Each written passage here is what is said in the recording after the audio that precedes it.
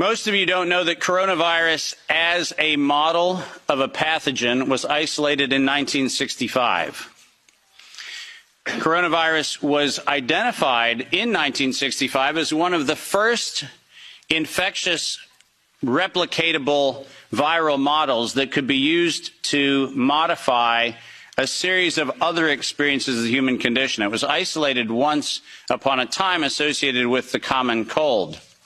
But what's particularly interesting about its isolation in 1965 was that it was immediately identified as a pathogen that could be used and modified for a whole host of reasons. And you heard me correctly, that was 1965. And by the way, these slides are public domain. You're welcome to look at every single reference. Every comment that I made is based on published material, so do make sure that you look at those references. But in 1966, the very first COV coronavirus model was used as a transatlantic biological experiment in human manipulation. And you heard the date, 1966. I hope you're getting the point of what I'm saying. This is not an overnight thing. This is actually something that's been long in the making. A year before I was born, we had the first transatlantic coronavirus data sharing experiment between the United States and the United Kingdom. And in 1967, the year I was born, we did the first human trials on inoculating people with modified coronavirus. Isn't that amazing? 56 years ago, the overnight success of a pathogen that's been 56 years in engineering. And I want that to chill with all of you. Where were we when we actually allowed, in violation of biological and chemical weapons treaties, where were we as a human civilization when we thought it was an acceptable thing to do to take a pathogen for the United States and infect the world with it? Where was that conversation? And what should have been that conversation in 1967? That conversation wasn't had. Ironically, the common cold was turned into a chimera in the 1970s. And in 1975, 1976, and 1977, we started figuring out how to modify coronavirus by putting it into different animals, pigs and dogs. And not surprisingly, by the time we got to 1990, we found out that coronavirus as an infectious agent was an industrial problem for two primary industries, the industries of dogs and pigs. Dog breeders and pigs found that coronavirus created gastrointestinal problems, and that became the basis for Pfizer's first spike protein vaccine patent, filed, are you ready for this, in 1990. Did you hear what I just said? 1990. Operation Warp Speed? I'm sorry. Where's the warp and the speed? Pfizer, 1990, the very first spike protein vaccine for coronavirus. Isn't that fascinating? Isn't it fascinating that we were told that, well, the spike protein is a new thing. We just found out that that's the problem. No. As a matter of fact, we didn't just find out it was not just now the problem. We found that out in 1990 and filed the first patents on vaccines in 1990 for the spike protein of coronavirus.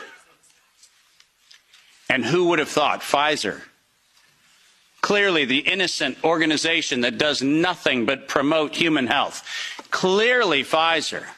The organization that has not bought the votes in this chamber and in every chamber of every government around the world. Not that Pfizer. Certainly they wouldn't have had anything to do with this. But oh yes, they did. And in 1990 they found out that there was a problem with vaccines. They didn't work. You know why they didn't work?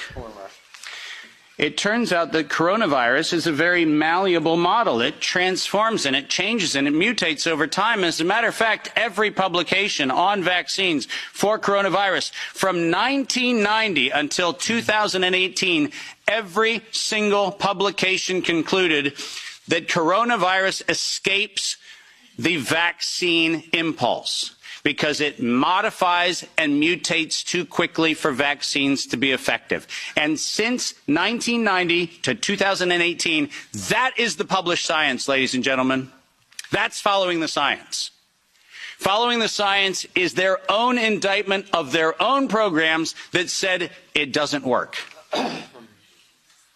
And there are thousands of publications to that effect, not a few hundred, and not paid for by pharmaceutical companies.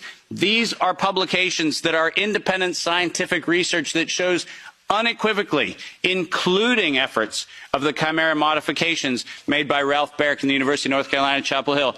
All of them show vaccines do not work on coronavirus. That's the science. And that science has never been disputed. But then we had an interesting development in 2002. And this date is most important. Because in 2002, the University of North Carolina, Chapel Hill patented, and I quote, an infectious replication defective clone of coronavirus. Listen to those words, infectious replication defective. What does that phrase actually mean? For those of you not familiar with language, let me unpack it for you. Infectious replication defective means a weapon. It means something meant to target an individual, but not have collateral damage to other individuals. That's what infectious replication defective means. And that patent was filed in 2002 on work funded by NIAID's Anthony Fauci from 1999 to 2002. And that work, patented at the University of North Carolina, Chapel Hill, mysteriously preceded SARS 1.0 by a year. Dave, are you suggesting that SARS 1.0 wasn't from a wet market in Wuhan? Are you suggesting it might have come from a laboratory in the University of North Carolina, Chapel Hill? No, I'm not suggesting it. I'm telling you that's the facts. We engineered SARS. SARS is not a naturally occurring phenomenon. The naturally occurring phenomenon is called the common cold. It's called influenza-like illness. It's called gastroenteritis. That's the naturally occurring coronavirus. SARS is the research developed by humans weaponizing a life system model to actually attack human beings. And they patented it in 2002.